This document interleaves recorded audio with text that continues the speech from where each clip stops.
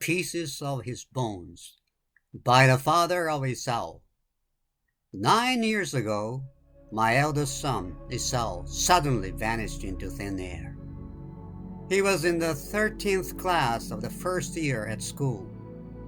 His 14 years of life from birth to death were filled with joy, sorrow, and happiness, and he was what we lived for.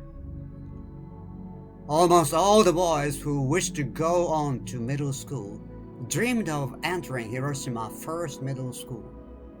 When this dream came true for him, Isao was utterly happy, and we were proud of him. While we were still feeling the lingering joy of his achievement, all of a sudden, our son left us forever. It was a year in which we would lose the war. Except for water, we could not give him enough of anything. The items in his lunchbox were far from filling. He must have known the situation very well, but I really wished to give him a rice cracker or a sweet candy. However, my wish could not be realized. Of course, there were no shoes for them. He went to school barefoot and served his country barefoot. We knew those poor children lived in a different time from that of their parents, but still, I could not help feeling pity for him. However, my son was made to believe that by enduring that day, we would surely win the war. Thus, he never complained about anything at all and left home in high spirits as usual to contribute his labor to the nation without any thought about the terrible suffering that would befall him just tens of minutes later.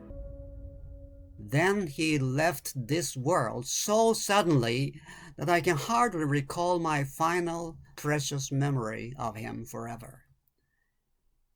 I had been searching wearily for him for about 1 month. Then, by fortunate circumstance, I came to hear about the place where he had passed. I prayed that I would be able to find out about his final moment. At that time, Ninoshima was still crowded with families and relatives who were searching for their loved ones among the atomic bomb victims. Those exhausted with searching looked so sad and lonesome. I looked frantically for my son's name in thick lists of the victims, but couldn't find it. The staff there, who had no interest in the grief of the bereaved families, claimed they had no further lists, coldly brushing me off. But I persisted, desperately arguing that there should be more. Then, either by accident or by design, one more list appeared. Aha! Even though I had prepared myself for this moment, it felt like I had fallen into hell.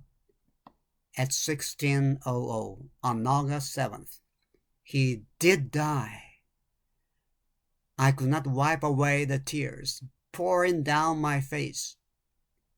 I made my way back home, holding 4 or 5 pieces of his bones in a rough military envelope.